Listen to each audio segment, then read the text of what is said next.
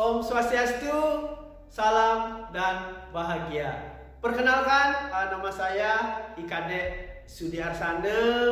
Tempat tugas saat ini adalah di SMP Negeri 1 Melaya. Dan saya salah satu calon guru penggerak dari Kabupaten Jembrana. Pada kesempatan ini, saya akan menyajikan demonstrasi kontekstual dari pemikiran filosofi Ki Hajar Dewantara. Semoga apa yang saya sajikan ini bisa bermanfaat dan menjadi pandangan positif untuk kita semua. Ki Hajar Dewantara membedakan kata pendidikan dan pengajaran. Dalam memahami arti dan tujuan pendidikan, menurut Ki Hajar Dewantara, pengajaran adalah bagian dari pendidikan. Pengajaran merupakan proses pendidikan dalam memberi ilmu atau faedah untuk kecakapan hidup anak secara lahir dan batin. Sedangkan pendidikan memberikan tuntunan terhadap segala kekuatan kodrat yang dimiliki oleh anak agar anak mampu mencapai keselamatan dan kebahagiaan yang setinggi-tingginya, baik sebagai manusia maupun sebagai anggota masyarakat. Jadi, pendidikan dan pengajaran merupakan usaha persiapan dan persediaan untuk segala kepentingan hidup manusia, baik dalam hidup bermasyarakat maupun hidup berbudaya dalam artian yang seluas-luasnya. Pendidikan adalah tempat persemaian benih-benih kebudayaan dalam masyarakat.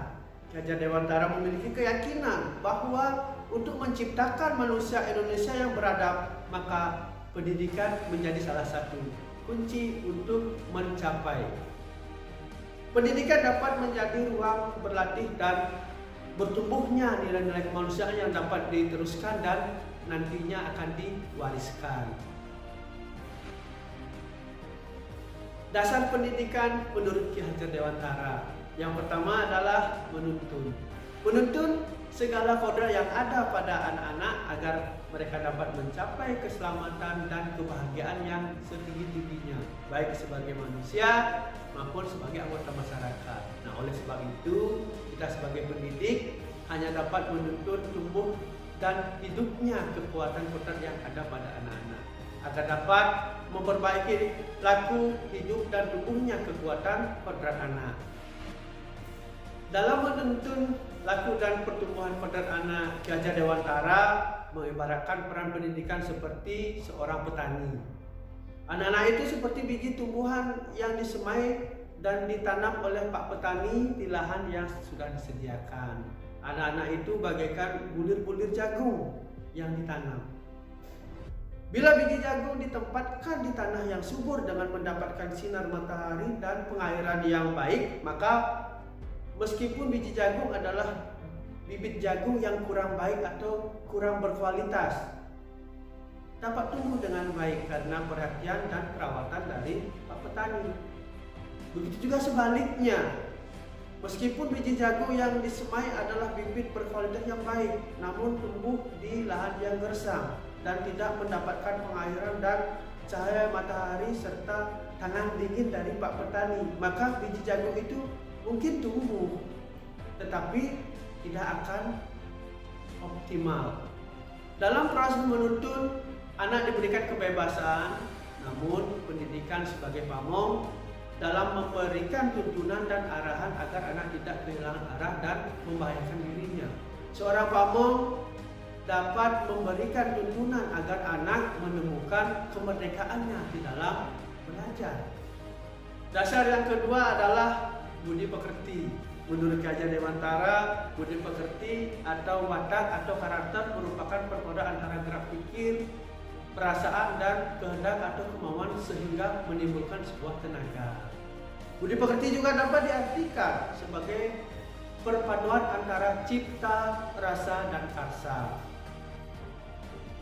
Beberapa penerapan ide atau gagasan Ki Hajar Dewantara dalam kegiatan di kelas maupun di sekolah, yaitu yang pertama adalah penerapan karakter, yaitu 5S: senyum, sapa, salam, sopan, dan santun. Bahwa di mana pembiasaan saling sapa antar teman di sekolah, memberikan salam kepada bapak ibu guru adalah salah satu penanaman nilai karakter yang berhubungan dengan budi pekerti yang luhur. Yang kedua, Penerapan pembelajaran yang berbasis kebudayaan, yaitu mengajak siswa untuk melestarikan budaya Bali yang diwadahi dalam sanggar budaya sesuai bakat dan minat anak-anak yang mencakup yaitu dari seni tari, melukis, Mosakwa Bali, dan permainan tradisional. Penerapan yang ketiga adalah yaitu menerapkan pembelajaran model STEM, di mana di sini mengajak anak-anak melakukan sebuah percobaan, yaitu percobaan penyaringan air mineral. Yang pertama, yang kedua adalah penyaringan air limbah sederhana dan ramah lingkungan. Di dalam kita mengimplementasikan pemikiran filosofi Ki Hajar Dewantara, sudah barang tentu banyak tantangan yang akan kita hadapi. Bila mana kita lihat tantangan itu dari aspek orientasi. Yang pertama adalah kurangnya pemahaman mendalam bahwa penanaman nilai-nilai budi pekerti, pikiran dan perkembangan tumbuh anak tidak bisa kita pukul rata. Apabila dengan kurikulum yang cenderung berubah-ubah dan kurang mantap dipersiapkan. Hal ini menyebabkan anak dipaksa atau terpaksa belajar mengikuti kurikulum dan tidak ada kesadaran dalam diri anak di dalam belajar. Yang kedua, pola pikir dari semua kalangan, ya baik dari guru, dari orang tua, begitu juga dari masyarakat, ingin instan, sehingga kebanyakan pendidikan hanya menekankan cara tercepat agar si anak dapat nilai yang baik yang dipandang penting untuk mencari sebuah pekerjaan. Orang menjadi tergila-gila terhadap nilai atau secara akademis dengan mengabaikan proses yang harus dilalui. Pendidikan menjadi sekedar agar anak ahli saja, sedangkan pendidikan untuk menjadi baik sangat maksimal. Bila mana kita lihat tantangan itu dari aspek proses, yaitu titik pusat pengajaran yang terlalu menekankan muatan praktis dan teknis, terlalu mendominasi, sehingga untuk mengubah paradigma tersebut perlu usaha dan waktu yang cukup lama. Nah, itu beberapa tantangan yang mungkin kita hadapi baik secara aspek orientasinya maupun dalam aspek prosesnya yang memang betul-betul menjadi tantangan yang sangat luar biasa bagi kita. Dan begitu banyak tantangan lagi yang memang kita hadapi di dalam mengimplementasikan pemikiran filsafat atau filosofi pemikiran Ki Hajar Dewantara ini.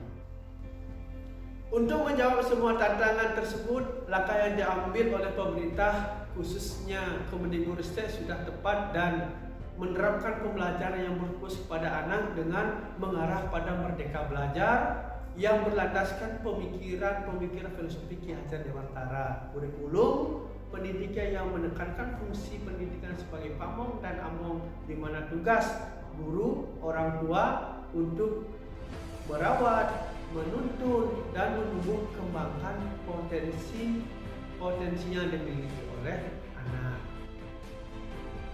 Ada beberapa hal yang kita lakukan sebagai guru untuk mewujudkan merdeka belajar di kelas maupun di sekolah kita masing-masing. Yaitu yang pertama adalah buat anak cinta dan rindu terhadap sekolahnya.